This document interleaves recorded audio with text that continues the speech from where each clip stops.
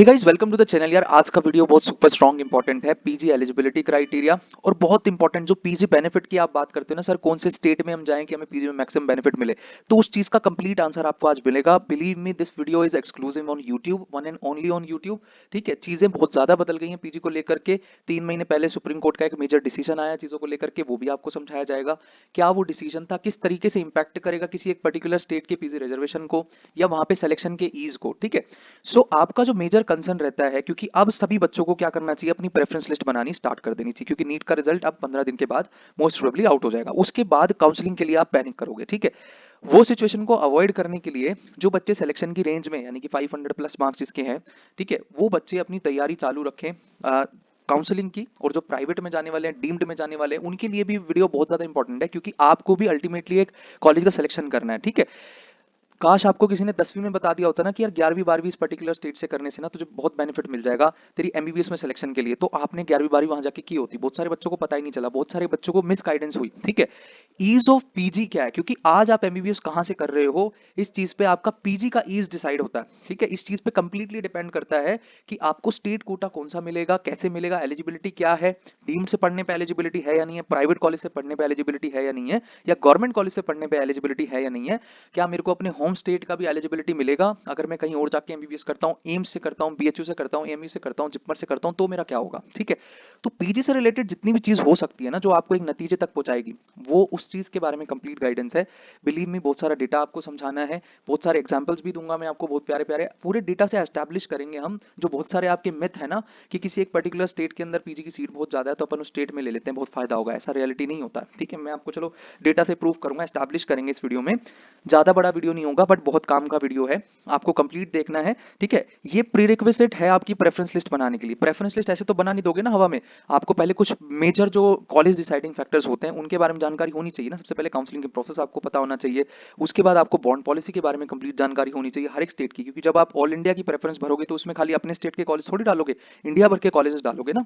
तो हर एक स्टेट का आपको अंदाजा होना चाहिए, कहीं गलती से आप कोई ऐसे स्टेट में तो नहीं जा रहे ना जहां 5 साल का बॉन्ड हो या 3 साल का बॉन्ड हो या 2 साल का बॉन्ड हो या बहुत हेफ्टी बॉन्ड हो। ठीक है, सो बॉन्ड से रिलेटेड वीडियो हमने ऑलरेडी चैनल पे कर दिया, कंप्लीट जाकर के देखिए, एक्सक्लूसिव कर दिया। यूजी और पीजी दोनों बॉन्ड आपको अच्छे से एक्सप्लेन कर दिए, किस कंडीशन के अंतर्गत लगेंगे, किस कंडीशन के अंतर्गत नहीं लगेंगे, ग्राउंड रियलिटी पे कितना स्ट्रिक्टनेस है किसी बॉन्ड का, कंप्लीट जानकारी दे दी। आप फायदा उठाओ चैनल का। ठीक है, सब्सक्राइब भी करके रखो।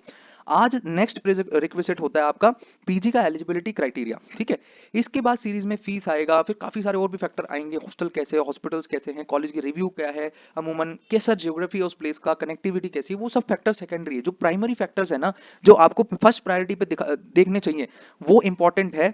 ये PG PG eligibility, PG quota या पीजी बेनिफिट जिसको हम बोल रहे हैं, ये फैक्टर एक मेजर फैक्टर है आपकी कॉलेज लिस्टिंग के लिए। ठीक है, तो प्रोसेस ओरिएंटेड अप्रोच रखिएगा। और बहुत इंपॉर्टेंट भी आज बात करनी है, मैं नाराज हूं कुछ बच्चों से। ठीक है, बहुत गलत कर रहे हो यार आप लोग, चलो उसके बारे में अपन एंड में बात करेंगे। ठीक है, सो पीजी एलिजिबिलिटी क्राइटेरिया, आप मेजर इवेंट क्या होंगे इस वीडियो के, मेजर अपन किस तरीके से ओवरव्यू रहेगा। सबसे पहले मैं आपको समझाऊंगा कि removal of domicile based reservation by Supreme Court. 3 month पहले सुप्रीम कोर्ट ने डोमिसाइल बेस्ड रिजर्वेशन हटा दिया। अब इसका मीनिंग क्या है कंप्लीट बताऊंगा। बहुत सारे बच्चे मिस इंटरप्रिटेशन कर रहे हैं, बहुत सारी गलत वीडियोस यूट्यूब पे चल रही है कि यार स्टेट कोटा ही हटा दिया क्या, अब तो सारी सीटें ऑल इंडिया कोटा के थ्रू दी जाएंगी। ऐसा कुछ नहीं हुआ है। ठीक है, मैं आपको कंप्लीट जजमेंट यहाँ पर दिखाऊंगा। यहाँ पर आप देख सकते हो सुप्रीम कोर्ट का जजमेंट जो आया था 3 महीने पहले, उसकी पूरी कॉपी है मेरे पास। ठीक है, एलिजिबिलिटी क्राइटेरिया पहले क्या थे और अब क्या है, उनमें क्या चेंज है और किस तरीके से वो ease of doing PG in particular state को इंपैक्ट करेगा, वो भी आपको अच्छे से मिलेगा। तो कंप्लीट जानकारी है।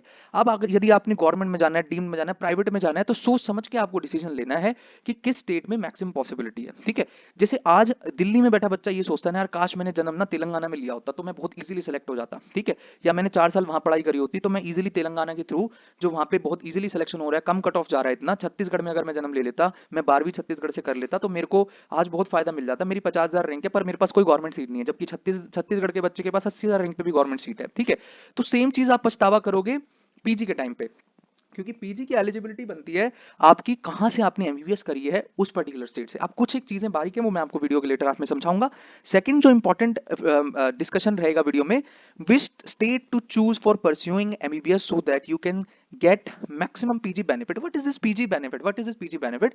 पीजी बेनिफिट से सीधा सीधा मतलब ये होता है कि आपको एक पर्टिकुलर स्टेट का कोटा मिल जाए जिस स्टेट के अंदर पीजी की सीट निकालना कंपैरेटिवली आसान हो। हालांकि कंपटीशन हर स्टेट में है, ऐसा नहीं है, बट कंपैरिजन करोगे ना आपकी कहां पे सबसे कम कंपटीशन है, आपकी ड्रीम ब्रांच में सबसे इजीली सीट कहां मिल सकती है, यही तो देखोगे ना आप। ठीक है, ईज ऑफ डूइंग पीजी। ऐसा कोई जरूरी नहीं है कि किसी पर्टिकुलर स्टेट में अगर पीजी की सीट्स बहुत ज्यादा है तो वहां पे इजीली पीजी की सीट निकल जाएगी, नहीं। स्टूडेंट इज टू सीट का रेशो मैटर करता है। मैं आपको डेटा से एस्टैब्लिश करूंगा ये चीज, वेट करिए, अच्छा वीडियो होगा, कंप्लीट होगा। तो अभी मैं आपको ओवरव्यू दे रहा हूं कि क्या क्या अपन यहाँ पर सीखेंगे। ठीक है, उसके बाद things to keep in mind while making your preference list for NEET 2025, तो वो भी आपको चीज समझाई जाएगी बहुत अच्छे से।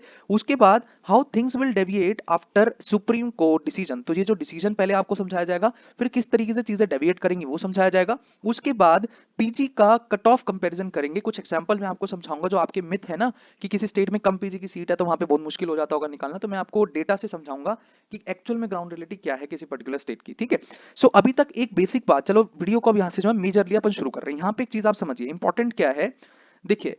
अब नंबर वन पॉइंट क्या है आपके लिए, सबसे पहला रूल जो कि गोल्डन रूल है वो ये है कि यदि आपने किसी स्टेट से एमबीबीएस करी, ठीक है, फॉर एग्जांपल आप हरियाणा से हो बट आपने एमबीबीएस जाके करी यूपी से, then you are eligible for UP का स्टेट कोटा एंड पीजी। और एक चीज और यहाँ पर इंपॉर्टेंट है, जिन्हें नहीं पता बता देता हूँ, PG out of 100% of the seat 50% सीटें पीजी में ऑल इंडिया कोटा बेसिस पे अलॉट करी जाती हैं, और 50% ऑफ द सीट जो रहती है पीजी में पोस्ट ग्रेजुएशन के टाइम पे आपको किससे अलॉट करी जाती है, स्टेट कोटा के थ्रू। मतलब ये सीटें 50% स्टेट कोटा के पास रहती है। इसके लिए हर बच्चा एलिजिबल होता है, देश का ओपन फॉर ऑल है, जैसे कि ऑल इंडिया कोटा नाम से भी समझ में आ रहा है। स्टेट कोटा के लिए कुछ एलिजिबिलिटी क्राइटेरिया होते थे आज तक, बट अब ये एक तरीके से, चलो सुप्रीम कोर्ट का डिसीजन बताऊंगा उसके बाद मैं आपको बता दूंगा। अब जहां से आप एमबीबीएस करोगे ना बॉस, केवल उस स्टेट का कोटा आपको मिलेगा, पहले ऐसा नहीं होता था। अब समझाऊंगा, रुक जाओ क्या हुआ है। ठीक है, सो ये बात अभी आपको क्लैरिटी से समझ में आनी चाहिए। अब जिस स्टेट से आप एमबीबीएस करोगे उस स्टेट का आपको क्या मिल जाएगा, पीजी कोटा मिल जाएगा। अब सेकंड क्वेश्चन आता है कि सर ये बताओ कि ये बात गवर्नमेंट, प्राइवेट और डीम्ड तीनों के लिए लागू होती है या क्या बात है, सिर्फ गवर्नमेंट गवर्नमेंट के लिए लागू होती है? तो अलग अलग स्टेट का अलग अलग नियम है। तो मैं आपको स्टेट वाइज, जब अभी स्टेट वाइज मैं लिस्टिंग दे रहा हूं आपको, स्टेट वाइज में मैं आपको बता दूंगा कि कहाँ के डीम्ड में पढ़ने से आपको कोटा नहीं मिलेगा, वो भी मैं आपको बता दूंगा। इसके बारे में बहुत गलत इन्फॉर्मेशन भी यूट्यूब पे घूम रही है। लास्ट ईयर की वीडियो मत देखिए, लास्ट ईयर की वीडियो का कोई भी सिग्निफिकेंस अब नहीं रह गया है, नई चीजों को आपको समझना है। ठीक है, सो अब मेरी बात आप ध्यान से सुनिए। आज तक क्या होता था, आज तक क्या होता था वो बता देता हूं, और फिर चेंज क्या हुआ वो बता देता हूं। ठीक है, तो सबसे पहले यहाँ ये एलिजिबिलिटी क्राइटेरिया है भाई यूपी का, जैसे हम एग्जांपल ले रहे हैं नंबर वन यूपी का। ठीक है, अब यूपी की जो 50% स्टेट कोटा पीजी सीट्स होती थी आज तक, उसमें कौन से बच्चे एलिजिबल होते थे, जो बच्चे एमबीबीएस करते थे यूपी के किसी गवर्नमेंट कॉलेज से, प्राइवेट कॉलेज से या प्राइवेट यूनिवर्सिटी से, कहीं से भी करते थे, गवर्नमेंट प्राइवेट डीम से करते थे। ठीक है, उन बच्चों को पीजी का कोटा मिल जाता था 50%, मतलब जो 50% यूपी स्टेट कोटा की सीट होती थी पीजी की, उनकी एलिजिबिलिटी इन बच्चों के पास होती थी। दूसरा, फर्दर एक चीज और यहाँ पर ध्यान रखनी है आपको कि जो बच्चे यूपी के डोमिसाइल होते थे, जो बच्चे यूपी के डोमिसाइल होते थे बट एमबीबीएस यूपी से बाहर करते थे, उन बच्चों को यूपी का स्टेट कोटा नहीं मिलता था। ठीक है, यहाँ पे क्लियरली मेंशन है, candidates who are MBBS from other states are not eligible for state quota seats even if domicile of UP. ठीक है, आप सिर्फ प्राइवेट सीट के लिए एलिजिबल होते, गवर्नमेंट सीट के लिए एलिजिबल नहीं होते। गवर्नमेंट पीजी सीट के लिए आपकी एलिजिबिलिटी, तो मेजर सारे बच्चे तो गवर्नमेंट सीट ही क्रैक करना चाहते हैं ना, तो हम बेसिकली बात करें गवर्नमेंट सीट की एलिजिबिलिटी के लिए। ठीक है, प्राइवेट के केस में तो कुछ स्टेट ओपन है, कुछ स्टेट क्लोज है, कुछ स्टेट की कुछ परसेंटेज ओपन है, प्राइवेट की बात नहीं कर रहा हूं, गवर्नमेंट सीट की एलिजिबिलिटी। ठीक है, यहाँ पे candidate who have pass MBBS from AMU BHU are not eligible for state quota seat, क्योंकि ये दोनों क्या है, सेंट्रल इंस्टीट्यूशन है। अब एक चीज यहाँ पर ध्यान से सुन लीजिए, एम्स, ठीक है, बीएचयू, एएमयू और JIPMER, BHU, AMU and JIPMER. ठीक है भाई साहब, यहां से अगर आप पीजी कर रहे हो ना तो आपको उस पर्टिकुलर स्टेट का कोटा नहीं मिलेगा। अगर मान लीजिए आप एम्स रायबरेली से एमबीबीएस कर रहे हो और आप सोच रहे हो कि यार रायबरेली तो भाई साहब यूपी में, मुझे यूपी का स्टेट कोटा मिलना चाहिए, नहीं, ये सेंट्रल इंस्टीट्यूशन है। एम्स रायबरेली से पढ़ने वाले बच्चों को पीजी में 50% स्टेट कोटा नहीं मिलता है। ऐसे ही सेम बीएचयू वाले बच्चों को भी नहीं मिलता, एएमयू वालों को भी नहीं मिलता, जिपमर वालों को भी नहीं मिलता। तो भाई इनको क्या मिलता है, इनको ना इंटरनल कोटा मिलता है। क्या मिलता है इनको, इंटरनल कोटा। बीएचयू वाले बच्चों को बीएचयू में ही इंटरनल कोटा मिल जाता है। अब ध्यान से सुनिएगा, एक एक स्टेट पे कंप्लीट डिस्कशन होगा, फिर मत बोलिएगा कि गलती हो गई। ठीक है, जो बच्चे बीएचयू से एमबीबीएस करेंगे उसे बीएचयू की ही जो 50% पीजी सीट्स हैं उसकी एलिजिबिलिटी, तो मतलब यहां तो कंपटीशन का दायरा और भी छोटा हो गया, कंप्लीट इंटरनल रिजर्वेशन। एक तो है कि आप इंडिया भर के डॉक्टर से फाइट कर रहे हो, एक है आप अपने स्टेट के डॉक्टर से फाइट कर रहे हो, और एक है आप अपनी यूनिवर्सिटी के डॉक्टर से फाइट कर रहे हो। तो सबसे कम कंपटीशन कहां होगा, आपको अपने बैच में अपनी यूनिवर्सिटी में टॉप करना है एक बढ़िया ब्रांच लेने के लिए। सिंपल सी बात है, ऑल इंडिया टॉप करना, स्टेट में टॉप करना और यूनिवर्सिटी में टॉप करने में अंतर होता है। तो ईज ऑफ डूइंग पीजी होती है यहाँ पर, हमेशा ध्यान रखिएगा। ठीक है, तो बीएचयू का, जो बच्चे बीएचयू से एमबीबीएस करेंगे वो बीएचयू की 50% सीट के लिए एलिजिबल होंगे, बाहर के बच्चे यहाँ एलिजिबल नहीं होते इस 50% सीट के लिए। ठीक है, ऑल इंडिया कोटा में जो बीएचयू की 50% पीजी सीट गई उसके लिए ऑल इंडिया बेसिस पे बहुत हाई कट ऑफ रहता है। बीएचयू में अगर आपने एमबीबीएस करी है तो बीएचयू की जो 50% इंटरनल सीट्स हैं वो आपको उसके लिए आप एलिजिबल हो। सेम 50% इंटरनल सीट एमयू में भी है। जिपमर और एम्स के लिए अपना अलग एंट्रेंस एग्जाम है, नीट पीजी के थ्रू सिलेक्शन नहीं हो रहा है जिपमर और एम्स में। आईएनआई सीईटी का एग्जाम होता है, आईएनआई सीईटी, ठीक है। इसके लिए मैंने कंप्लीट डेडिकेटेड वीडियो बना दी। यहाँ पे रोस्टर पॉइंट बेस्ड एलोकेशन होता है ना। What is this roster point, इसके लिए मैंने कंप्लीट एक डेडिकेटेड वीडियो, हाँ वो मेंबर्स ओनली करके हमने डाल रखा है अपने चैनल पे, एम्स से रिलेटेड, क्योंकि कुछ सेलेक्टेड बच्चे ही वहां पर उसमें इंटरेस्ट रखते हैं, इसलिए हमने उसे मेंबर्स ओनली कर रखा है, ठीक है। सो एम्स के इंटरनल रिजर्वेशन के बारे में कंप्लीट जानकारी दी गई है कि एम्स का इंटरनल रिजर्वेशन किस तरीके से लगता है, क्योंकि नीट पीजी के थ्रू एम्स में सिलेक्शन नहीं होता है, ठीक है। पीजी करनी है अगर आपको एम्स से, अगर आपको एमडी मेडिसिन एम्स से करनी है तो आपको आईएनआई सीईटी का एग्जाम देना होता है। What is this INI, INI होता है इंस्टीट्यूट ऑफ नेशनल इंपॉर्टेंस, ठीक है, और कॉमन एंट्रेंस टेस्ट, ठीक है। तो आईएनआई सीईटी का एग्जाम कंडक्ट कराती है ना। उसको उस एग्जाम को देने से आपको पीजी में सिलेक्शन होता है। एम्स, जिपमर, निमांस बैंगलोर, पीजीआई चंडीगढ़, जो भी जितने भी आईएनआईज है देश में, जितने भी आईएनआईज हैं उनके अंदर सिलेक्शन आईएनआई सीटी के थ्रू होता है। खैर वो एक अलग डिस्कशन है। अभी हम क्या बोल रहे थे, क्या बात कर रहे थे अपन, कि जितने बच्चे बीएचयू से पढ़ेंगे, एम्स, जिपमर, कहीं से भी पढ़ेंगे सेंट्रल इंस्टीट्यूशन से, उनको स्टेट का कोटा नहीं मिलेगा। स्टेट का कोटा किन बच्चों को मिलेगा, जिन्होंने गवर्नमेंट मेडिकल कॉलेज से पढ़ाई करी है स्टेट के, प्राइवेट से करी है या स्टेट प्राइवेट यूनिवर्सिटी से करी है। ये यूपी के बारे में स्पेसिफिक होकर बात कर रहा हूं मैं, ठीक है। सो यूपी में क्या होता था अभी तक, जो बच्चे बाहर से एमबीबीएस करके आते थे, यूपी के डोमिसाइल होते हुए उन्हें यूपी का स्टेट कोटा नहीं मिलता था। यानी कि यूपी पे कोई फर्क नहीं पड़ेगा सुप्रीम कोर्ट के डिसीजन आने से। अब ये सुप्रीम कोर्ट का डिसीजन किस चीज पे आया, क्या बहस हुई, क्या हुआ, यहां पर आप समझो। अभी मैं एक चीज आपको यहां दिखाता हूं कि ये सुप्रीम कोर्ट का केस था क्या, ठीक है। अब मेरी बात ध्यान से आपको समझनी है, यहाँ पे बहुत अच्छे से समझना है, नहीं तो फिर समझ में नहीं आएगा। ध्यान से सुनिएगा, ठीक है भाई। विवाद हुआ था पूरे इसकी कॉपी हमने टेलीग्राम चैनल पे डाल रखी है, एक बार फिर से डाल देंगे, आप पढ़ सकते हो। मैं समझा देता हूँ कि क्या केस था। केस ये था कि जो जीएमसीएच चंडीगढ़ है ना बॉस, जीएमसीएच चंडीगढ़, ठीक है, जीएमसीएच चंडीगढ़ है ना बॉस, ठीक है, इसमें क्या बवाल हुआ था कि इसके ना पीजी कोटा में, यानी कि इसमें जो पीजी की सीट्स होती थी, जो 50% स्टेट कोटे में होनी चाहिए थी, वो थी टोटल 64, ठीक है। कितनी सीट्स थी स्टेट कोटे में, है ना, 64 सीट ऑल इंडिया कोटा में थी और 64 सीट्स स्टेट कोटा में थी, ठीक है। अब क्योंकि जीएमसीएच चंडीगढ़, चंडीगढ़ एक यूनियन टेरिटरी, यानी कि पूरे चंडीगढ़ यूनियन टेरिटरी में एक ही कॉलेज है जीएमसीएच चंडीगढ़। पीजीआई चंडीगढ़ तो अलग कंसेप्ट है बिल्कुल, उधर तो खाली पीजी का कोर्स चल रहा है, ठीक है, वहां पे तो एमबीबीएस का कोर्स चल ही नहीं रहा है। और उसमें जो पीजी में सिलेक्शन होता है वो आईएनआई सीटी के थ्रू होता है, वो तो अलग कंसेप्ट है, उसको भूल जाइए। जीएमसीएच चंडीगढ़ एकमात्र कॉलेज है यूनियन टेरिटरी में चंडीगढ़ के, ठीक है। अब यहाँ पे ना जो 50% सीट थी, उसमें दो तरीके के बच्चों को रिजर्वेशन मिल रहा था। 32 सीटें उन बच्चों को रिजर्वेशन मिल रहा था जिन्होंने एमबीबीएस इस कॉलेज से करी थी, यानी कि चंडीगढ़ से ही एमबीबीएस करी थी, जीएमसीएच चंडीगढ़ से एमबीबीएस करी थी, उनको मिला कोटा। भाई इनका तो समझ में आया, कोई प्रॉब्लम नहीं है। बट 32 सीटें उन बच्चों के लिए भी रिजर्व थी जो चंडीगढ़ के डोमिसाइल थे, भले उन्होंने एमबीबीएस कहीं से भी करी हो, ठीक है। तो ये वाली चीज सुप्रीम कोर्ट ने बोला भाई ये तो अनकॉन्स्टिट्यूशनल है, तो आर्टिकल 14 का वायलेशन है।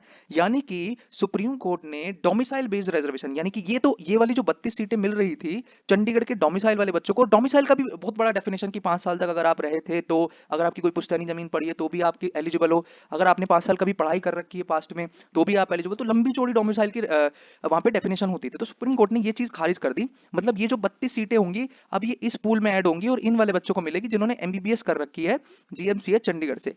खैर अभी तक जिनका residence base domicile based reservation के तहत एडमिशन हो चुका है, उन पे कोई इंपैक्ट नहीं आएगा। 2025 से ये चीज लागू करी जाएगी, नीट पीजी के ब्रोशर्स चेंज हो जाएंगे सारे।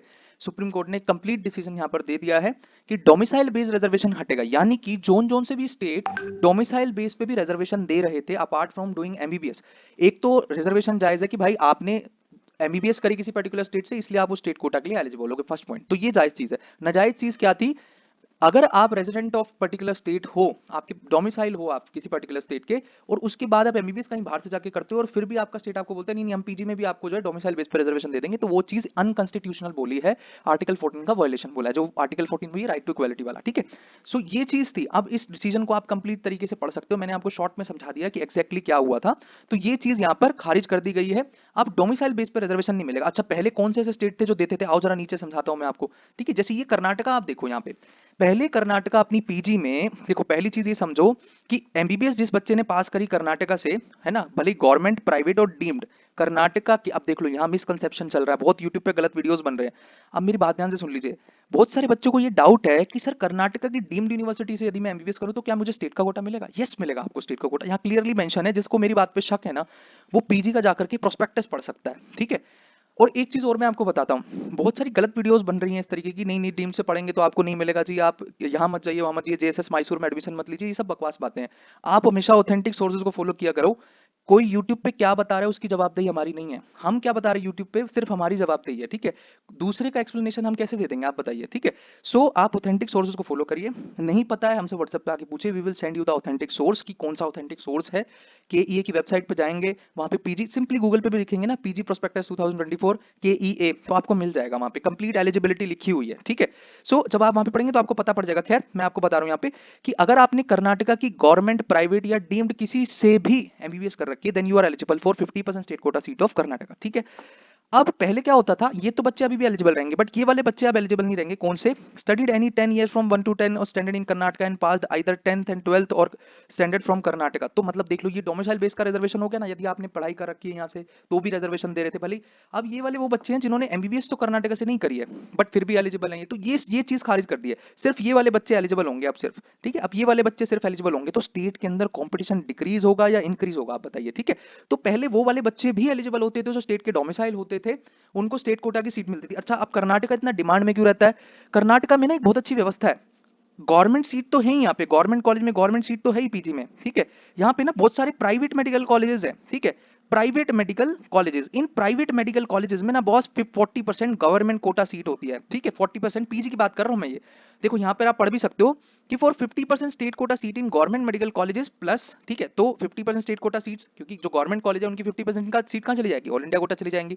40% government seats of private universities, private medical colleges, यानी कि जो कर्नाटका के बड़े बड़े प्राइवेट कॉलेजेस हैं, केएम सुवैदी, BR Ambedkar, father Muller, JJM Davangere, etcetera etcetera, Ramaiah, Saptagiri, ये सब जो इंस्टीट्यूट हैं, इनकी 40% सीटें कम फीस पे उपलब्ध होती हैं। और वो फीस कितनी होती है यहाँ पर देख सकते हो, 7,13,000। खैर अब तो ये बढ़ करके 7,83,000 हो चुकी है, खैर फर्क नहीं पड़ता, ये साल की फीस है।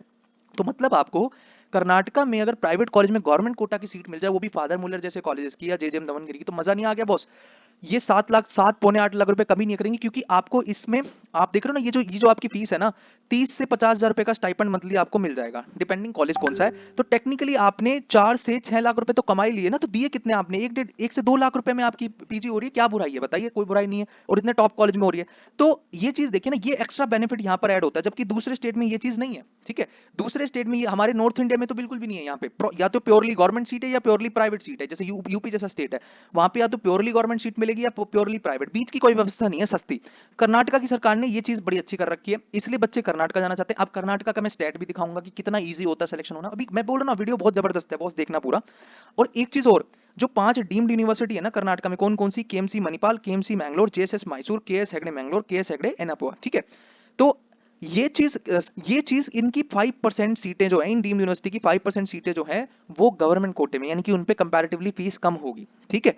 सो ये बेनिफिट कर्नाटका में मिलता है। बट हाँ, आज तक क्या हो रहा था कर्नाटका में कि डोमिसाइल वाले बच्चों को भी क्या दे देते थे? इन सीटों की एलिजिबिलिटी दे देते थे, गवर्नमेंट कोटा सीट। अब जो बच्चे एमबीबीएस करेंगे, फॉर एग्जांपल आप हरियाणा से और कर्नाटका चले गए एमबीबीएस करने, तो आपको कर्नाटका की स्टेट कोटा की एलिजिबिलिटी मिल जाएगी पीजी में 50% सीट के लिए, और आप इन सभी सेट्स ऑफ सीट के लिए एलिजिबल हो जाओगे। इन सभी सेट्स ऑफ सीट के लिए मतलब 50% state Kota government medical college में, 40% government Kota of private medical colleges में कर्नाटका के, और 5% गवर्नमेंट कोटा की जो सीट्स हैं डीम्ड यूनिवर्सिटीज की, उसमें, इन 5 डीम्ड यूनिवर्सिटी की, उसमें भी एलिजिबल हो जाएगा। तो ये बेनिफिट, कर्नाटका के बेनिफिट के बारे में डिस्कशन हो रहा था। एक है ना क्रॉस आर्गुमेंट आया विद अ, मतलब बहुत रिस्पेक्टेड टीचर है, बट वो कहीं ना कहीं मिस इंटरप्रेट किए चीजों को। एक आर्गुमेंट ये आया कि यार ये बताओ कि ठीक है, माना कर्नाटका में प्राइवेट मेडिकल कॉलेज बहुत ज्यादा है और पीजी सीट बहुत ज्यादा है, बट भाई वहां पे एमबीबीएस ग्रेजुएट्स की संख्या भी तो बहुत ज्यादा है, ये भी तो प्रॉब्लम है, स्टेट में कंपटीशन तो बढ़ रहा है ना।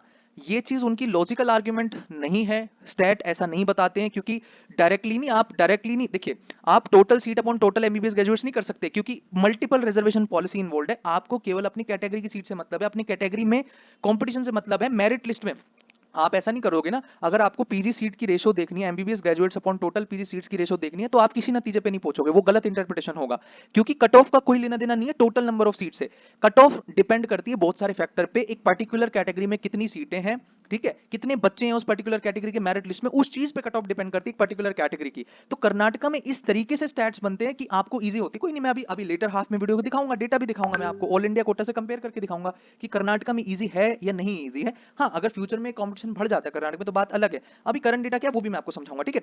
तो कर्नाटका, अब यूपी और कर्नाटका में क्या फर्क था कि यूपी में जो बच्चे बाहर से एमबीबीएस करके आ रहे थे उनको यूपी का स्टेट कोटा नहीं मिल रहा था, भले वो डोमिसाइल थे, तो यूपी में कुछ चेंज नहीं हुआ। कर्नाटका में चेंज होगा नेक्स्ट ईयर से, 2025 से, मतलब जो पीजी की काउंसलिंग होगी उसमें क्या चेंज होगा कि भाई साहब जो बच्चे कर्नाटका की डोमिसाइल है ना, उन बच्चों को कोटा नहीं मिलेगा, सिर्फ जिन्होंने एमबीबीएस करी कर्नाटका से उन बच्चों को कोटा मिलेगा। यानी कि जो पूल में एक्स्ट्रा बच्चे आ जाते थे, मेरिट लिस्ट में एक्स्ट्रा बच्चे होते थे, वो भी अब बाहर हो जाएंगे। तो सोचो जब दोनों चीज होती थी तो भी कट ऑफ ऑल इंडिया से काफी नीचे जाता था, वो मैं स्टैट से दिखा दूंगा आपको, ठीक है, क्योंकि अभी तक तो ये चीज लागू नहीं हुई है ना।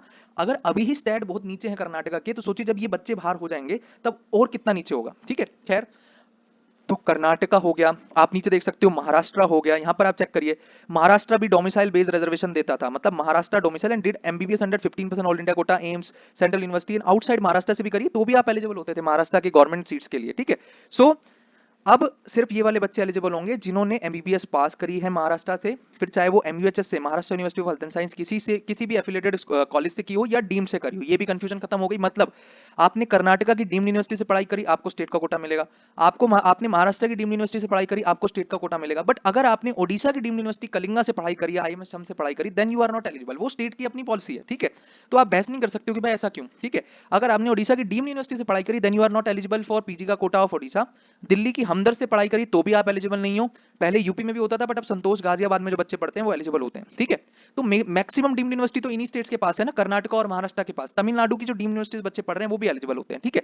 So maximum deemed university, north India में तो डीम्ड यूनिवर्सिटी है ही नहीं ना, ठीक है। कहां है डीम्ड यूनिवर्सिटी नॉर्थ इंडिया में? इक्का दुक्का डीम्ड यूनिवर्सिटी है, सारी डीम्ड यूनिवर्सिटी साउथ इंडिया में, ठीक है। तो मेजर जो डीम्ड यूनिवर्सिटी जहां पे है उसकी मैंने एलिजिबिलिटी आपको बता दी, महाराष्ट्र कर्नाटक की डीम से पढ़ रहे हो कोई प्रॉब्लम नहीं है, ठीक है। ऐसे ही आप देख रहे हो, या बंगाल भी क्या करता था, हुआ परमानेंट रेजिडेंट्स ऑफ बंगाल होते थे उनको भी एलिजिबिलिटी दे देता था। तो अब ये चीज यहां से रिमूव हो जाएगी। तो इंपैक्ट सोचिए, जो पहले देता था और अब नहीं दे पाएगा, उन स्टेटों में कंपटीशन क्या होगा, कम होगा। बात समझ में आ रही है कि नहीं आ रही? पर जो पहले भी नहीं देता था और अब भी नहीं देगा, उनमें कोई फर्क नहीं पड़ेगा। उनमें डेंसिटी ऑफ स्टूडेंट पे डिपेंड करेगा कि एमबीबीएस ग्रेजुएट देश में स्टेट में कितने बढ़ते जा रहे हैं। राजस्थान के अंदर भी सेम रूल था यूपी जैसा कि भाई जो बच्चे राजस्थान के मेडिकल कॉलेज से नहीं पढ़े हुए हैं उन बच्चों को हम स्टेट का कोटा नहीं देंगे, भले ही आप डोमिसाइल भी हो। तो राजस्थान यूपी भी कोई फर्क नहीं पड़ा, ठीक है। अगर हम नेक्स्ट स्टेट की बात करें, तो नेक्स्ट स्टेट की बात करें मध्य प्रदेश, तो मध्य प्रदेश भी जो डोमिसाइल होता था उसे भी रिजर्वेशन देता था और जो एमबीबीएस करता था स्टेट से उसको भी देता था। तो अब मध्य प्रदेश में बच्चे क्या होंगे, कंपटीशन में कम होंगे, ठीक है। एक अच्छा ये वाली बात बड़ी इंपॉर्टेंट है, ये हर चीज हर जगह लागू होती है, बड़ी इंपॉर्टेंट बात है। फॉर एग्जांपल आप एससी कैटेगरी से बिलोंग करते हो, यूपी के एससी कैटेगरी के बच्चे हो, ठीक है। अगर आपने ऑल इंडिया कोटा से किसी दूसरे स्टेट के कॉलेज में एडमिशन ले लिया तो बॉस पीजी के टाइम पे आपको उस स्टेट का कोटा तो मिल जाएगा। फॉर एग्जांपल आपने कर्नाटका में एडमिशन ले लिया, ठीक है। आपने कर्नाटका में एडमिशन लिया, आप एससी कैटेगरी से थे, आप एसटी से थे या ओबीसी से थे, आपने कर्नाटका में एडमिशन ले लिया यूजी के टाइम पे, तो आप कर्नाटका स्टेट कोटा के लिए तो एलिजिबल हुए। बट भाई अब अपना रिजर्वेशन खो दोगे इस एससी कैटेगरी वाला, तो ये बेवकूफी है एससी और एसटी। ओबीसी वाले को तो फर्क नहीं पड़ेगा बहुत। एससी और एसटी कैटेगरी के बच्चे अपने स्टेट कोटा से ही एडमिशन लें। यूपी के केस में मैं खास आपको बता दूं कि जो बच्चे एससी और एसटी हैं यूपी के, और वो यूपी में ही ऑल इंडिया, अगर मान लीजिए यूपी का ही आप कॉलेज ले रहे हो बट ऑल इंडिया कोटा के थ्रू सीट मिली है, तो आप अपना पीजी के टाइम पे अपना रिजर्वेशन एससी एसटी का खो दोगे। आपको स्टेट का कोटा तो मिलेगा बट आप वहां पे जनरल हो जाओगे, तो आपकी जो बहुत तगड़ी सीट होगी वो नाम में बदल जाएगी। मतलब एससी और जनरल की कट ऑफ में तो दिन रात वाला फर्क है ना, ठीक है। ओबीसी और जनरल में 19-20 का है, बट एससी और जनरल में बहुत बड़ी कट ऑफ का डिफरेंस है। तो ये वाली बेवकूफी नहीं करनी है। जितने बच्चे एससी और एसटी से बिलोंग कर रहे हैं वो अपने स्टेट के अंदर रहना प्रेफर करेंगे। हाँ, एक चीज है कि आप ऑल इंडिया कोटा में पीजी के टाइम पे भी एससी में फाइट कर सकते हो, कोई प्रॉब्लम नहीं है, ठीक है। सो ये वाली चीज है, थोड़ा सा ध्यान रखेंगे प्रेफरेंस लिस्ट बनाते टाइम। अगर सोचिए जिनको ये रूल्स रेगुलेशन नहीं पता वो तो मारे जाने वाले हैं। सोचिए ये बातें जरूरी है या नहीं, तो चैनल को सब्सक्राइब कर लो बॉस। सच में बोल रहा हूँ कि नोबडी विल टेल यू कि ये सब एलिजिबिलिटी क्राइटेरिया भी हैं, लोग बता रहे होंगे बट कोई पब्लिक प्लेटफॉर्म पे तो पक्का नहीं बता रहा है, ठीक है। अपने पेड बैच में बता रहे होंगे, कुछ प्रीमियम क्लाइंट्स को बता रहे होंगे, बट पब्लिक प्लेटफॉर्म पे नहीं है अवेलेबल ये चीजें, आप सर्च करके देख लो यूट्यूब पे, ठीक है। सो उसके बाद हम चेक कर रहे हैं यहाँ पे पंजाब। भाई पंजाब पहले भी नहीं देता था और अब भी नहीं देगा, ठीक है। मतलब जो बच्चे बीएफएचएस से एफिलिएटेड मेडिकल कॉलेज से एमबीबीएस करते थे केवल वो बच्चे एलिजिबल होते थे पंजाब के स्टेट कोटा के लिए। तो सेम बात रहेगी पंजाब के लिए, ठीक है। यूपी बिहार के लिए भी सेम बात रहेगी। अच्छा, तमिलनाडु तो नेटिव ऑफ तमिलनाडु को भी कोटा देता था पीजी में पहले, अब ये वाली चीज खत्म हो जाएगी। केवल जो बच्चे एमबीबीएस पास करेंगे, फिर चाहे आपने गवर्नमेंट से करिए, प्राइवेट से करिए, डीम से करिए, ठीक है। देश में सबसे ज्यादा डीम्ड यूनिवर्सिटी किस स्टेट के पास है भाई? कर्नाटक, महाराष्ट्र और तमिलनाडु के पास डीम्ड यूनिवर्सिटी सबसे ज्यादा है। तो इनकी डीम से पढ़ने पे आपको स्टेट का कोटा मिल रहा है, बात ही खत्म हो गई। तो कंफ्यूजन कहां रह गया? आपको हमदर्द दिल्ली में नहीं मिल रहा, ओडिशा में नहीं मिल रहा, ठीक है। ये चीज आपको ध्यान रख लेनी है, ठीक है। उसके बाद हम बात कर रहे हैं नेक्स्ट। उसके बाद हम नेक्स्ट बात कर रहे हैं उत्तराखंड की एलिजिबिलिटी की। तो candidate who have passed MBBS from the medical college of Uttarakhand, तो पहले जो बच्चे एमबीबीएस करते थे उत्तराखंड से, उन्हीं बच्चों को केवल कोटा मिलता था, डोमिसाइल वालों को पहले भी नहीं मिलता था, अब भी नहीं मिलेगा। ठीक है, तो उत्तराखंड पे भी कोई चेंज नहीं पड़ेगा। गुजरात वाले बच्चे देते थे डोमिसाइल बेस पे रिजर्वेशन, गुजरात की सरकार देती थी, अब ये चीज हट जाएगी तो स्टेट में कॉम्पिटिशन थोड़ा कंपैरेटिवली कम होगा। ठीक है, अब क्या होगा कैसे होगा ये तो डायनेमिक्स बताएंगे, वो पर्टिकुलर टाइम बताएगा, मेरिट लिस्ट बताएगी, चीजें बहुत ज्यादा डायनेमिक है। एक जर्नल सेंटिमेंट है, आपको मैंने डेटा से सारी चीज समझा दी। ये ना लास्ट ईयर की ही पीपीटी हमारी, हमने ही चैनल पे वीडियो बनाया था state wise eligibility criteria, last year की सेम पीडीएफ, इसमें कुछ चेंज नहीं किया हमने। ठीक है, सो ये लास्ट ईयर की पीडीएफ है जो हमने बहुत फेमस वीडियो थी लास्ट ईयर, भी बहुत वायरल हुई थी वो वीडियो पीजी एलिजिबिलिटी क्राइटेरिया की। ठीक है, तो लास्ट ईयर की वीडियो देख करके कुछ बच्चे परेशान हैं और अभी तक डाउट पूछ रहे हैं भाई लास्ट ईयर वाली चीजें बदल गई हैं, और किस तरीके से बदली वो मैंने आपको समझा दी यहाँ पे अच्छे से। ठीक है, तो ये चीज आप यहाँ पर देख सकते हो।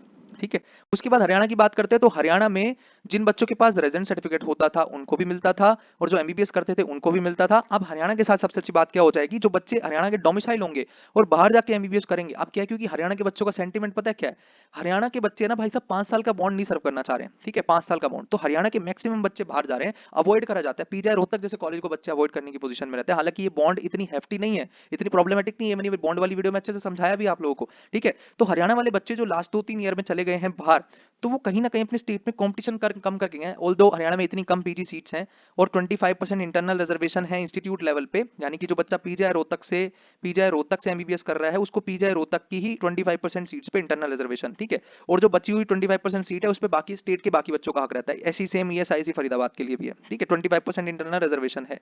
ठीक है, तो ये इंटरनल रिजर्वेशन स्टेट के बाकी बच्चों को नुकसान देता है। ठीक है, डायरेक्टली 50% सीट स्टेट कोटा में नहीं आ रही है, यहाँ से कट के आ रही है, ये वाली सीट चली गई, इन बच्चों के लिए रिजर्वेशन हो गया खाली। ठीक है, तो ये इंस्टीट्यूट लेवल पे रिजर्वेशन दे दिया, इस वजह से हरियाणा वाले बच्चों को नुकसान होता है हमेशा। ठीक है, अभी ये भी बात कर लेंगे कि कौन सा state PG point of view से कितना बेनिफिट देगा। ठीक है, अब यहाँ देखो बिहार के अंदर भी यही होता था कि permanent resident domicile of Bihar who have passed MBBS from Jharkhand in the session started on this, ये वाली चीज होती थी। तो डोमिसाइल बेस्ड रिजर्वेशन बिहार पहले भी नहीं देता था और अब भी नहीं देगा। मतलब जो बच्चे बिहार से एमबीबीएस करते थे केवल वो बच्चे एलिजिबल होते थे, सभी बच्चे एलिजिबल नहीं होते थे। ठीक है, छत्तीसगढ़ में सभी तरीके के बच्चे प्रायोरिटी सिस्टम होता था। छत्तीसगढ़ में ना प्रायोरिटी सिस्टम होता था भाई, जिन्होंने candidate who have passed MBBS from medical college of Chhattisgarh उनको प्रायोरिटी 1 दी जाती थी।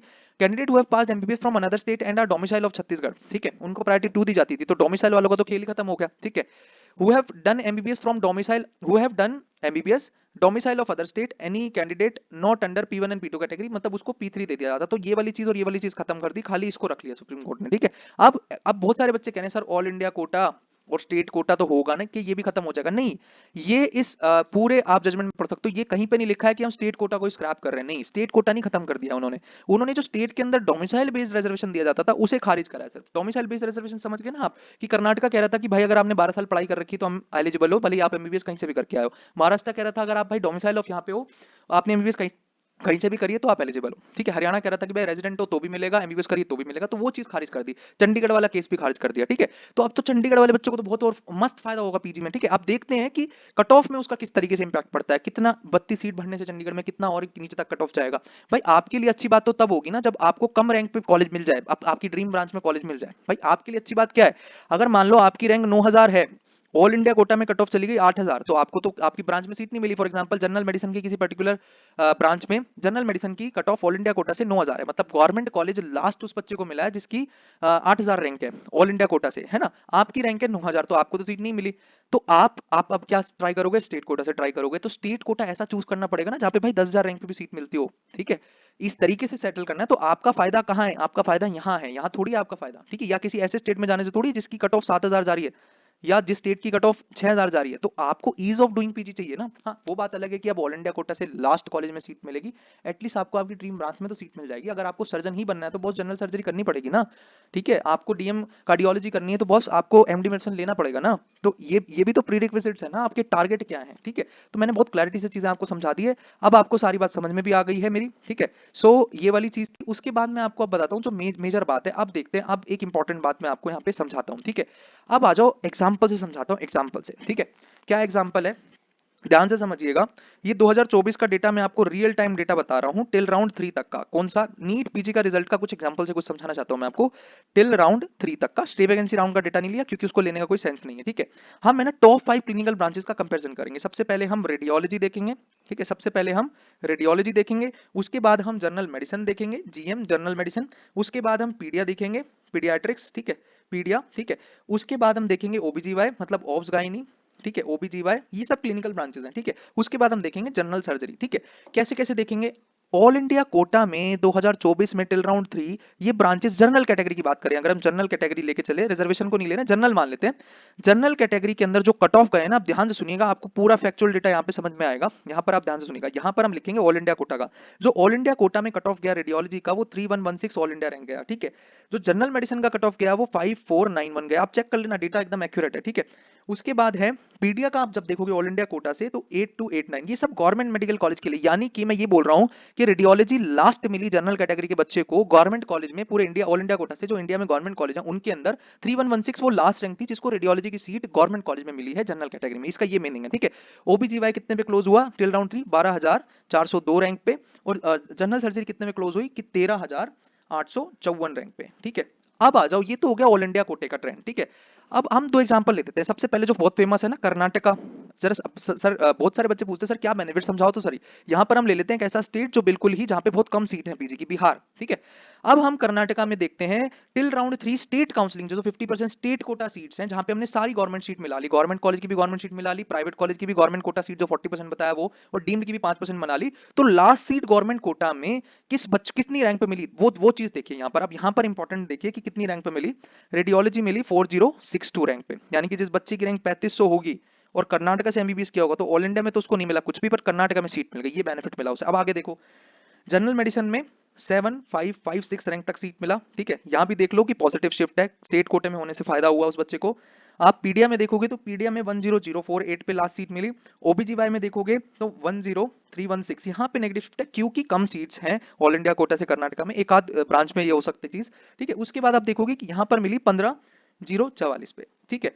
तो यहाँ भी पॉजिटिव शिफ्ट, यहाँ भी पॉजिटिव शिफ्ट, यहाँ भी पॉजिटिव, और 2000 रैंक का फर्क है ना, कम नहीं होता है बॉस, बहुत ज्यादा अंतर होता है 2000 रैंक का, ठीक है। यहाँ रेडियोलॉजी जैसी ब्रांच में 1000 रैंक का अंतर है। अच्छा, अब कुछ बच्चे कहेंगे कि सर नहीं, हमें प्राइवेट कॉलेज में गवर्नमेंट कोटा वाली सीट का डेटा नहीं चाहिए, हमें तो प्योरली गवर्नमेंट कॉलेज का सीट का डेटा चाहिए। तो एक चीज जान लो कि जो कर्नाटका के गवर्नमेंट कॉलेजेस हैं वहां पे बहुत कम पीजी की सीट्स हैं, प्राइवेट कॉलेजेस बहुत सारे हैं, उस प्राइवेट कॉलेज में जो 40% गवर्नमेंट सीट्स हैं उसको मिला करके ये कट ऑफ है, ठीक है। आप मेरी बात समझो, प्योरली गवर्नमेंट कॉलेज की नहीं है, प्योरली गवर्नमेंट कॉलेज के चक्कर में जाओगे तो आपको सीट ही नहीं मिलेगी कर्नाटका में, क्योंकि हायर साइड पे रहता है, लगभग 2300 रैंक के आसपास आपको रेडियोलॉजी की सीट मिलती है प्योरली गवर्नमेंट कॉलेज में, ठीक है। बट एक चीज मैं बता देता हूँ, आप अगर नीचे के कॉलेज में जा रहे हो कर्नाटका के, ठीक है, आप हसन शिमोगा जैसे कॉलेज में जा रहे हो तो बच्चे उनको ना प्रेफर करके केएमसी चले जाते हैं, केएमसी मैंगलोर चले जाते हैं, जेएसएस मैसूर चले जाते हैं, जो 5% गवर्नमेंट सीट है उन पे चले जाते हैं। बेटर कॉलेज है ना, आपको एक्सपोजर चाहिए ना पीजी में बॉस, केम्स चले जाते हैं, जेजेएम दावनगिरी चले जाते हैं, तो प्रेफरेंस प्राइवेट कॉलेज को मिल रही है, आप चेक करो रिजल्ट के अंदर, ठीक है। अच्छा, अब बच्चे आर्ग्यूमेंट करते हैं कि सर पीजी की सीट बिहार में तो बहुत कम है तो यहाँ पे तो कोई बेनिफिट होता ही नहीं होगा, नहीं। अब देखो, स्टेट के अंदर स्टूडेंट डेंसिटी कम है,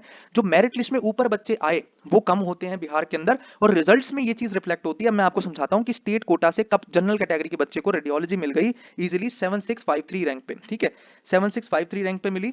जनरल मेडिसिन मिली 10507 पे, देख रहे हो, ये तो कर्नाटका से भी आसान हो गया बिहार के बच्चों के लिए, जिन बच्चों ने बिहार से एमबीबीएस करी। बट हाँ, अब वहां पे कॉलेज की क्वालिटी पे बात आ जाती है कि भाई एक तरफ आपको फादर मुल्लर जैसा कॉलेज मिल रहा है कर्नाटका में, दूसरी तरफ आपको क्या मिल रहा है, बिहार में कॉलेज मिल रहा है वही बेतिया जैसा कॉलेज, ठीक है। तो कॉलेज टू कॉलेज भी वेरिएशन है, बट हाँ ब्रांच स्पेसिफिक कट ऑफ होती है हमेशा, आपके लिए ब्रांच इंपॉर्टेंट होती है, ठीक है। उसके बाद पीडिया कितने पे मिला, 15754 रैंक पे। उसके बाद ओबीजीवाई कितने में मिला, 17000 रैंक पे मिला, ठीक है। उसके बाद आपको जनरल सर्जरी देखेंगे ना तो भाई believe me this is the real data. अब बोलो, अब आपका ये जो तथ्य था वो मैंने यहाँ पर रॉन्ग प्रूफ कर दिया कि सर बिहार में तो पीजी की सीट कम है, तो ये चीज आप देखना आप सारे बंद कर देंगे कि कहाँ पे कितनी पीजी की सीट है, कोई रेलेवेंस नहीं है उस चीज का। आपको कट ऑफ ट्रेंड्स देखने चाहिए, ना कि पीजी की seats. Number of PG seat होने से कुछ भी नहीं होता है, यूपी जैसे स्टेट में भर भर के पीजी की सीट है, बट बिलीव में मैं आपको यूपी का भी डेटा दे दूंगा। एक काम करूंगा, मैं एक अलग से सेशन कर दूंगा, अभी बहुत बड़ा हो रहा है सेशन अननेसेसरी, एक अलग से वीडियो कर दूंगा, वहां मैं आपको स्टेट वाइज कंपैरिजन दे दूंगा कि किस स्टेट में क्या कट ऑफ रहती है क्लिनिकल ब्रांचेस में, प्रॉपर एक चार्ट बनाकर मैं आपको दे दूंगा, ठीक है। सो चैनल को सब्सक्राइब रखो बॉस, है ना, चैनल को सब्सक्राइब रखोगे तभी ऐसी चीजें, बारीक चीजें सीख पाओगे। अब मैंने आपको क्लैरिटी भी दे दी, आपको सारे रूल्स रेगुलेशन भी समझा दिए, सुप्रीम कोर्ट का जजमेंट भी समझा दिया, पीजी से रिलेटेड कोई डाउट क्वेरी अब आपके मन में नहीं रहना चाहिए, ठीक है।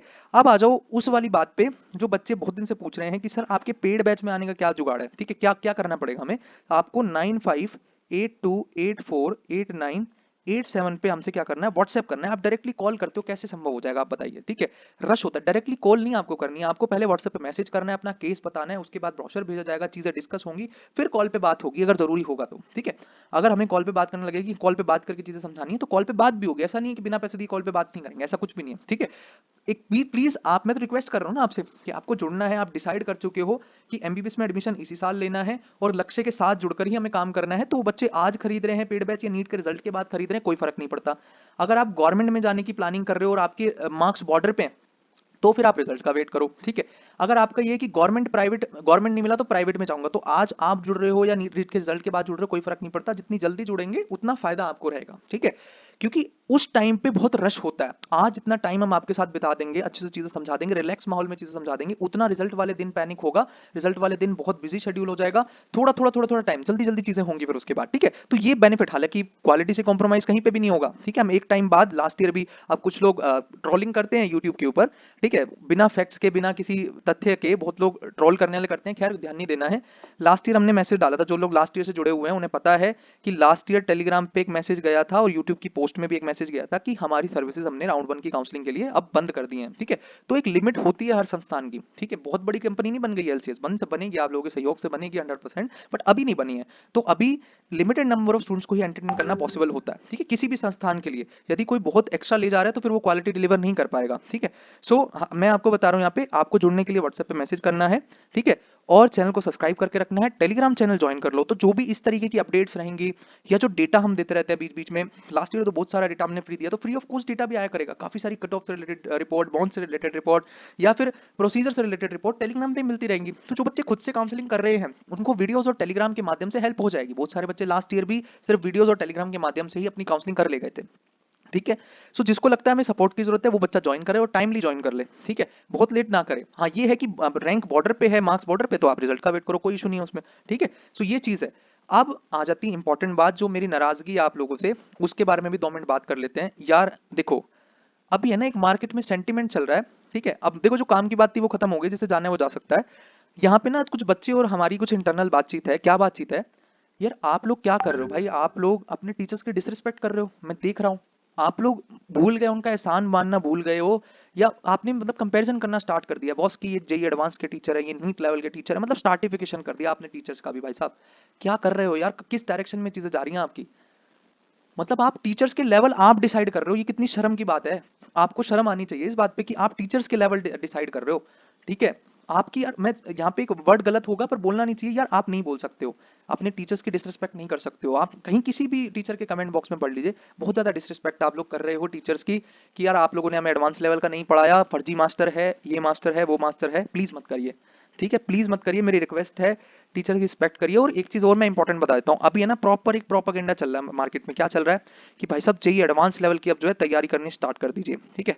नहीं बिल्कुल करो यार, जेईई एडवांस लेवल की तैयारी करो तुम, बट वो बच्चा करे जिसको टॉप करना है नीट का एग्जाम, जिसको ऑल इंडिया रैंक भाई साहब 100 लेकर के आनी है, क्योंकि सिलेक्शन के लिए तो ये अभी भी रिक्वायर्ड नहीं है, ठीक है। एक बात बताओ मुझे, क्या इस बार वो वाले बच्चे सेलेक्ट नहीं होंगे जिन्होंने जेईई एडवांस के क्वेश्चन नहीं करके गए थे? जो 520 वाले बच्चे हैं, 530 वाले बच्चे हैं, वो भी तो गवर्नमेंट कॉलेज जाएंगे ही ना भाई। 500 हो सकता है, 510 वाला भी जाए और हो सकता है 500 नंबर वाला भी जाए, किसी को नहीं पता कि अभी कट ऑफ क्या जाएगी जब तक रिजल्ट नहीं आ जाएगा। तो ये बच्चे गवर्नमेंट कॉलेज जाएंगे ना। तो जेई एडवांस लेवल के अगर 3 4 5 सवाल आ भी गए थे इस साल पेपर में, तो आपको टॉप थोड़ी करना था, आपने तो इसी इसी वाली रेंज में आना था ना। अब सिलेक्शन का क्राइटेरिया ये थोड़ी कि 650 होंगे तो सिलेक्शन होगा, नहीं।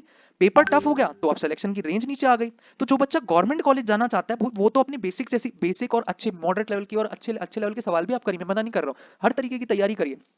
पर एडवांस जेई एडवांस के लेवल का पढ़ेंगे इररिलेवेंट, ये तो मेरे को नहीं समझ में आ रहा है यार आपका, आप फंस जाओगे, ठीक है। मेरे तो पर्सनल सजेशन आपको यही रहेगा कि नीट के टीचर से ही पढ़िए, ठीक है।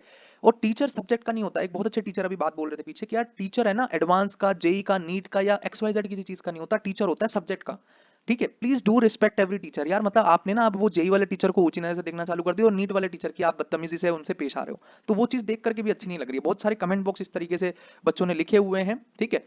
अब अनएक्सपेक्टेड पेपर आया, आप लोग तैयार नहीं थे उसके लिए, वो बात समझ में आती है।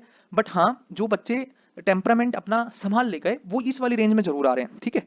वो इस वाली रेंज में जरूर आ रहे हैं। उन्होंने ये सब क्वेश्चन छोड़ दिया, एडवांस लेवल के क्वेश्चन छोड़ दिए, but still they are getting government medical college ना। तो यही तो एम था ना। हाँ, जिसको टॉप करना है वो भाई करो ना, टॉपर तो पहले भी ये सब करता आ रहा था, अच्छे अच्छे लेवल के सवाल आप करो। बट जो नॉर्मल बच्चा है जिसकी तैयारी 300 नंबर वाली है, 250 नंबर वाली है, 200 नंबर वाली है, 400 नंबर वाली है, आप एडवांस का करोगे, बेसिक आपके तैयार नहीं, आप एडवांस की तैयारी करोगे, एडवांस के टीचर से पढ़ोगे, मारे जाओगे, अगले साल भी कुछ नहीं होगा आपका। बेसिक से ऊपर जाओ, मॉडरेट पे पहुंचो, फिर आप टॉप लेवल पे पहुंचना। अगर तैयारी आपकी सिलेक्शन लाइक, पहले चीज इंश्योर करो यहाँ पे सिलेक्शन लाइक, ठीक है। बहुत कुछ एडवांस करने की जरूरत नहीं है, पेपर को एनालाइज करो, अच्छे से टीचर्स की बात सुनो। खैर, यहाँ पे मेरा बोलना ठीक नहीं है, ये इसका मार्गदर्शन तो आपको टीचर ही आपके दे पाएंगे, बट सेंटिमेंट आप मेरा समझ गए हो कि एडवांस लेवल की अब क्या है कि ऑफलाइन प्रोपेगेंडा चल रहा है कि ऑफलाइन। मेरे को एक बात बताओ कि यार, अब है ना एक सेंटिमेंट मार्केट में कि यार ऑफलाइन पढ़ाई करने से ही सिलेक्शन होगा नीट में, ऐसा कुछ भी नहीं है यार, ये सब फर्जी बातें हैं कि ऑफलाइन जाएंगे तो सिलेक्शन होगा नीट में, ऐसा कुछ नहीं। बहुत सारे बच्चे अभी भी ऑनलाइन से पढ़ाई करके फोड़ेंगे नीट को, फोड़ने वाला कहीं से भी फोड़ेगा, ठीक है। ये ऑफलाइन कोचिंग जो धंधा बंद हो गया था बहुत सालों से, अब उसको एक हवा दी जा रही है प्रॉपर एक प्रोपेगेंडा के थ्रू कि हाँ, आप जेई लेवल की तैयारी, आप ऑफलाइन वाली तैयारी करनी पड़ेगी तब आपका नीट में होगा। ये तो मतलब ये तो ऐसा है ना कि तवा गर्म है, मार्केट गर्म है, आप जो है बिल्कुल मैनिपुलेट कर सकते हैं अब आपको, आप बिल्कुल फ्रेजाइल कंडीशन में इस टाइम पे, ठीक है। सो आपको अब मैनिपुलेशन किया जा रहा है, बहुत सारे बच्चे ऑफलाइन में जा रहे हैं, ब्योत है नहीं है, जमीन बेच करके कोचिंग में जा रहे हैं। क्या अच्छे लेवल के टीचर ऑनलाइन में नहीं बचे क्या?